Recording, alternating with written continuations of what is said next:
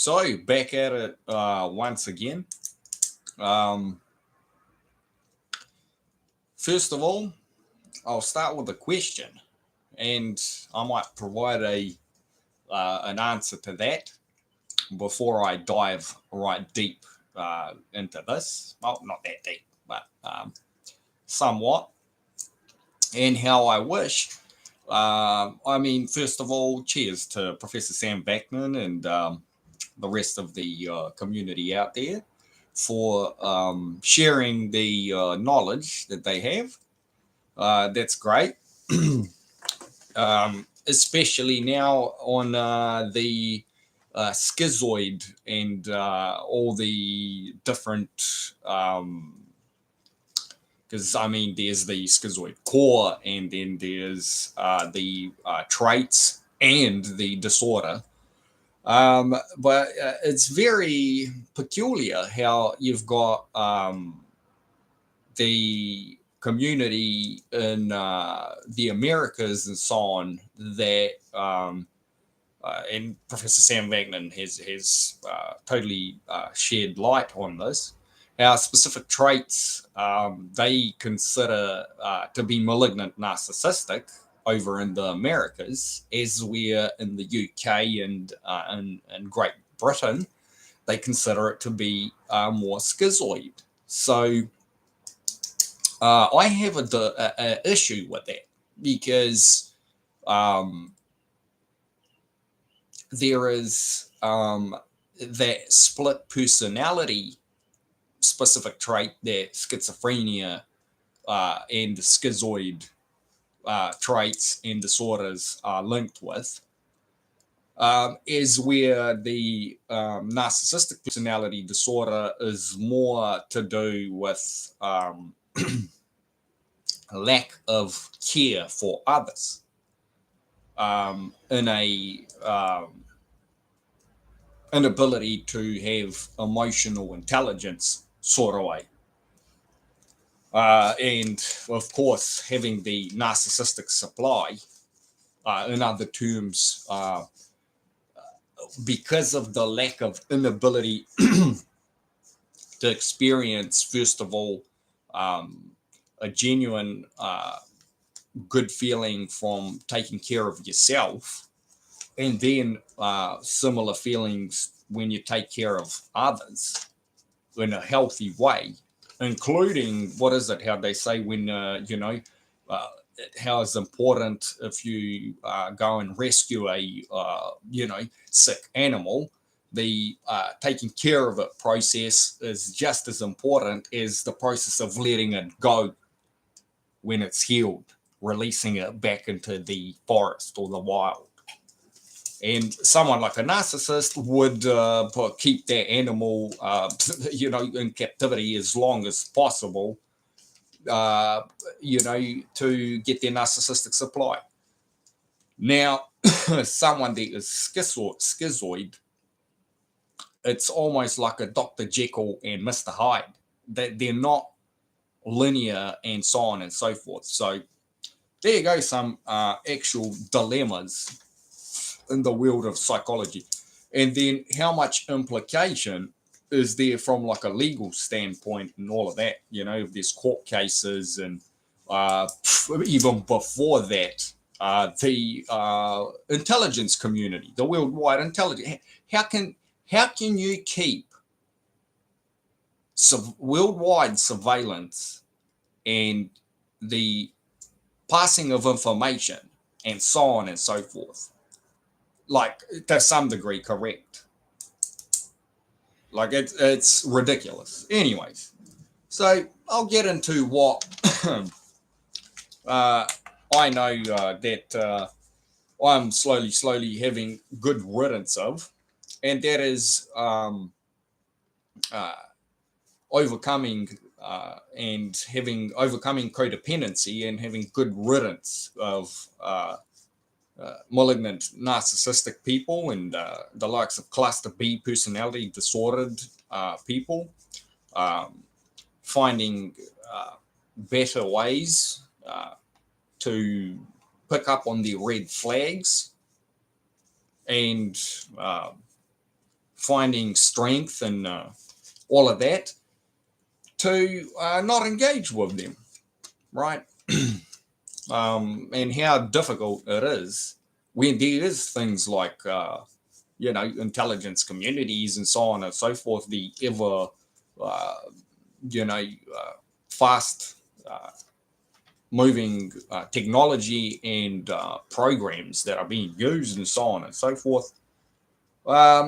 And basically boils down to post-traumatic stress response, which by far is the best self-diagnosis, I might add, that I've found to have results, and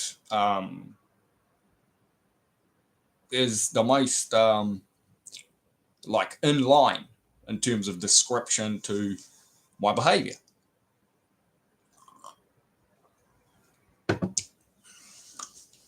So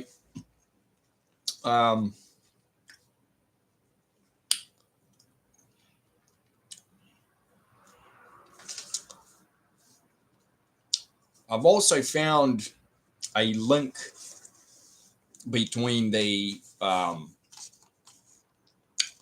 improving of my own behavior and even seeing other people improving their behavior, and then the good measures and progress that I've had and other people have had to be labeled as ill personality traits. Maybe some people would even call them disorders, even though at the end of the day, for myself, I don't know about other people, but is mainly, not mainly, like 100% related to external factors. So I've said this time and time again, I would absolutely love to be approached by good employers, or even when I approach them, for them to work in good faith, and open up the opportunities,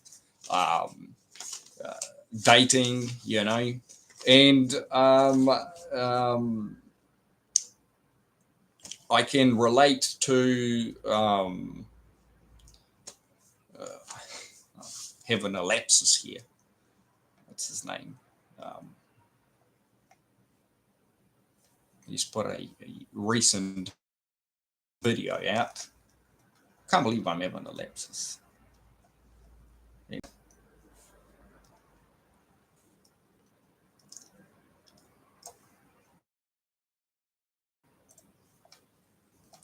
I'll find it here. He deserves a lot of credit as well. So Richard Grannon, he's actually put out a recent video, how narcissistic psychopaths control the world. Could be, this is why it's more correct to address these people as cluster B and cluster A and B personality. Cluster B with alpha traits, personality disordered individuals, okay, at the end of the day. So how narcissistic psychopaths control the world is his latest video. He's done a great job describing how 1 to 5% of the world, of the population, well, pretty much crazy making all of us, whether it's codependency or then you work through that, and you end up at least having some post-traumatic stress response from time to time. I mean, just like when there's physical violence and you receive a punch to the face, you're going to bruise, no matter who you are at the end of the day. Or even if you are the one doing the punching, you will at least create some micro injuries in your hands or whatever you're doing. But I'm sure the likes of the cluster B alpha traded sick individuals will find ways to not have absolutely no injuries in terms of the physical, but I'm here to tell you that for sure their psychology is getting worse and worse by the day as they practice all manner of force, because that's what it is at the end of the day. So, my post traumatic stress response due to forced codependency. So, at the end of the day, for example, I'll give a quick example how most of us are exposed to this sort of stuff, and even in the most basic ways, right? Because even though there is a component of paranoia, let's say, where do you draw the line, and where's the healthy questioning, and even from like what is it, like a consumer law standpoint, you know? So, for example, being bombarded with ads. I mean, hey, I see the functionality where you're being introduced to ads that might genuinely serve you a good function. But then I also see where you got to draw the line that they're going to invade your privacy and use the data collection for making money off you and getting narcissistic supply, which in and of itself is worse than being sold off, which is crazy making all of us. Yeah, partaking in ill mental health. Yeah, and this is forced. You open up the browser, you walk outside, you go to the letterbox, you're going to have these things. Of course, how you respond to it is a different story, right? Like just because you witness these things and they're unavoidable sometimes, you can minimize them, especially in a post mastery way. When I lived by myself at an address, I was very successful in absolutely eliminating the advertising mail. And then, to be in all honesty, I was missing getting some, advertising papers, because they serve a good function sometimes when you need to use them as for painting or for all manner of things like that. Just free paper basically. Anyways, I'm drifting off a little bit here. So I'm sure that as you navigate the you know uh, overcoming, or should I say the good riddance of the malignant narcissistic, basically cluster B personality traded people out of your life, um, it can look like a schizoid, in my opinion, response. And it is, but that doesn't mean that, so like if it'd be a genuine schizoid behavior, if there is someone that wants to talk to you genuinely or something like that without ill intent and things of this nature, you've got no issue with that. If it genuinely is schizophrenia, you will go out of your way so that your isolation isn't being broken and stuff like that, right? And how I can genuinely see where individuals that are in those, leadership positions that are very, very sick and have a massive, following and uh, means of using others, uh, how they'll use that to put all manner of labels on that suit their agenda to maintain that codependency, right? Forced codependency.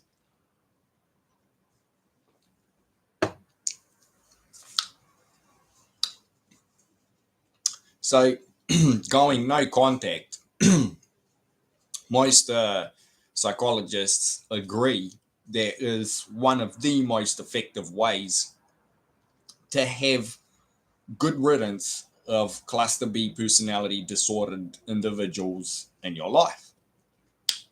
Now, when it comes to another side of psychology, I've just explained what it can do.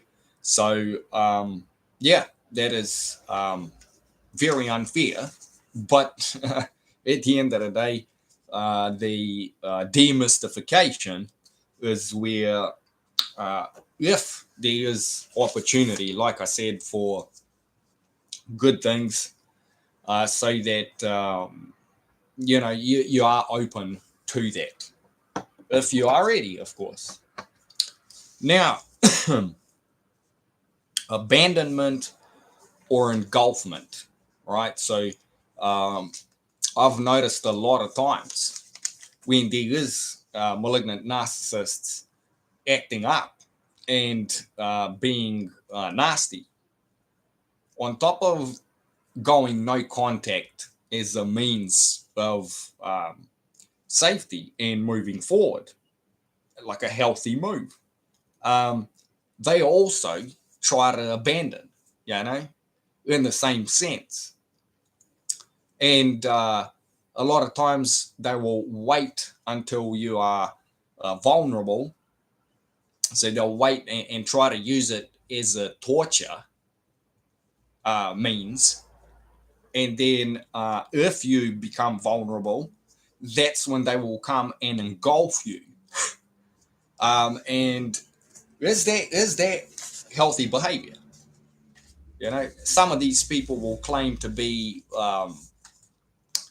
caring and so on and so forth. And that is some form of therapy, or that they've got some sort of counseling knowledge or something. Absolute delusions, So some of the,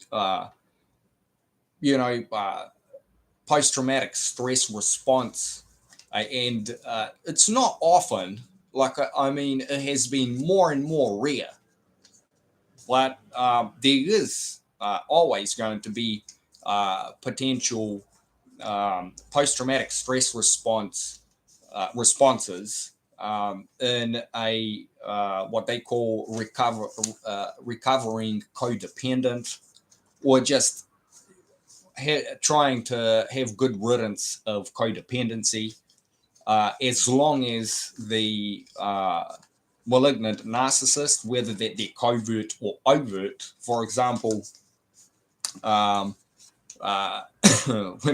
I speak with my olds on the phone, I know for a fact there is absolutely impossible. There is no chance, zero. I'm talking zero, zero, zero chance of the conversation being okay.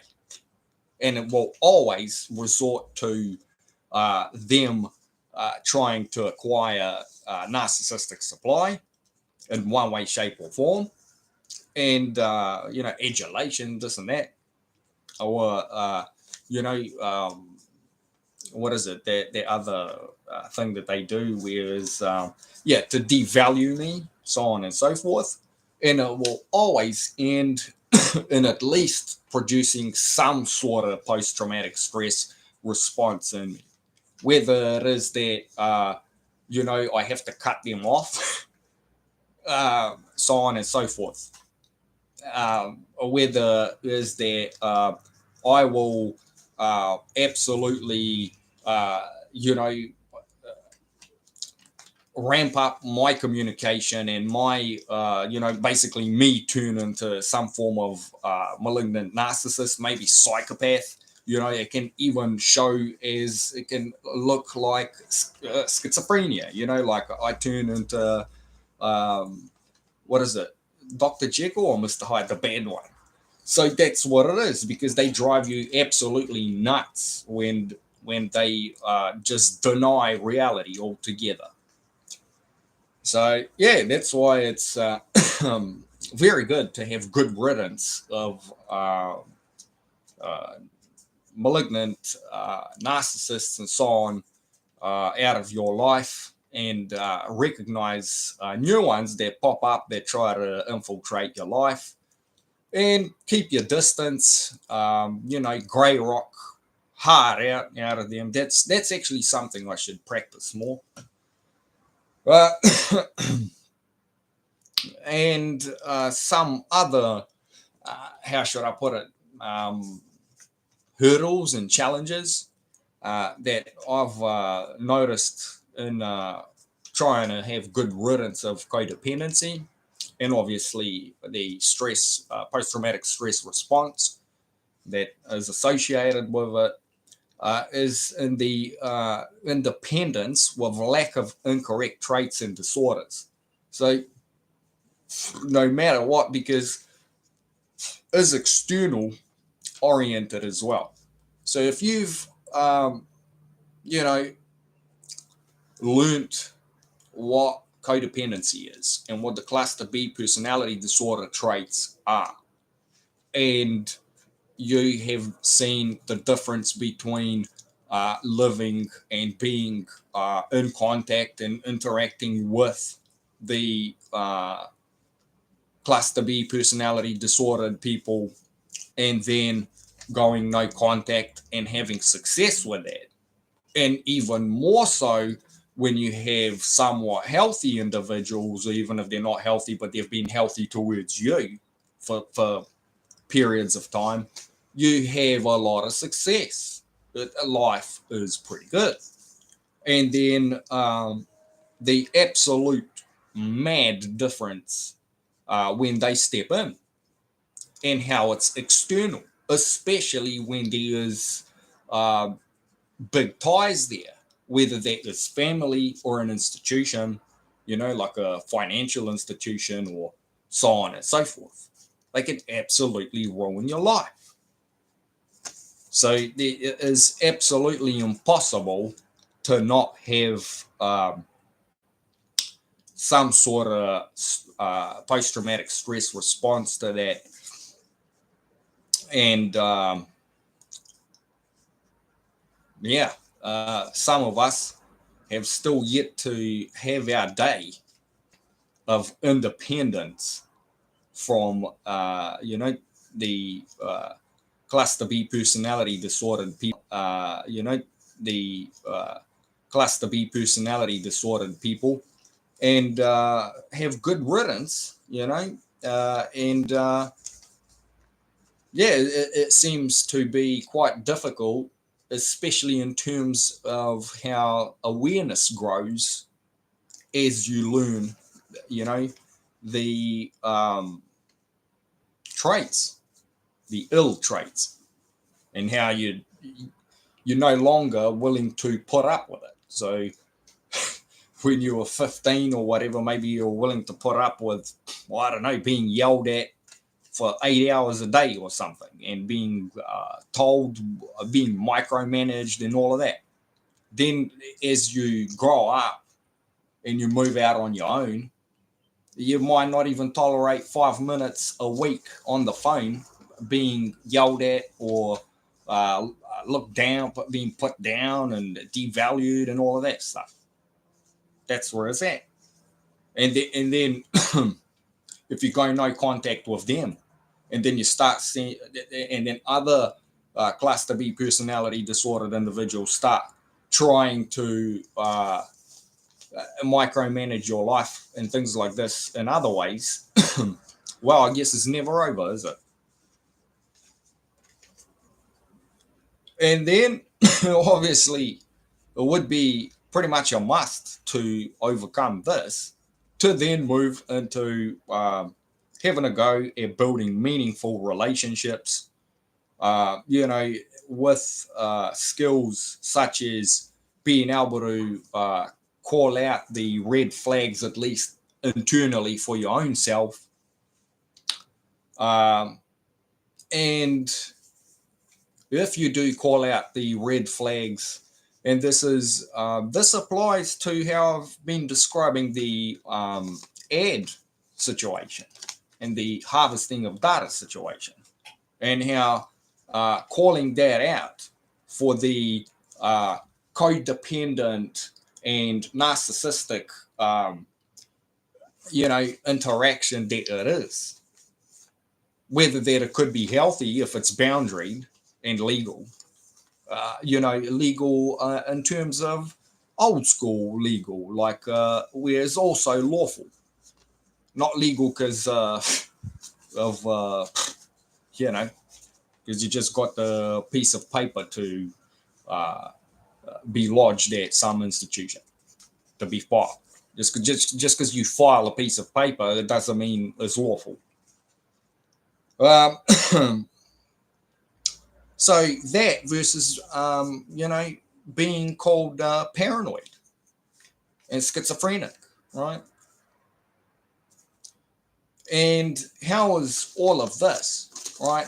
So how I've described where you're a codependent, maybe borderline, whatever.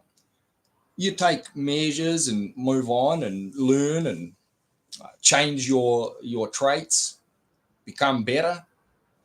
And then the cluster B, behaviors and so on and so forth, and even machine behavior, even algorithmic behavior, if it's not people,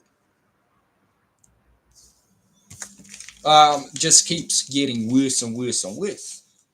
And then that creates the problems.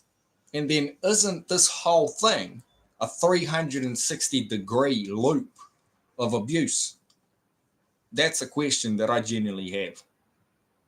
And could it be done by design to keep us like rats in a maze, or rats on a, what do you call it?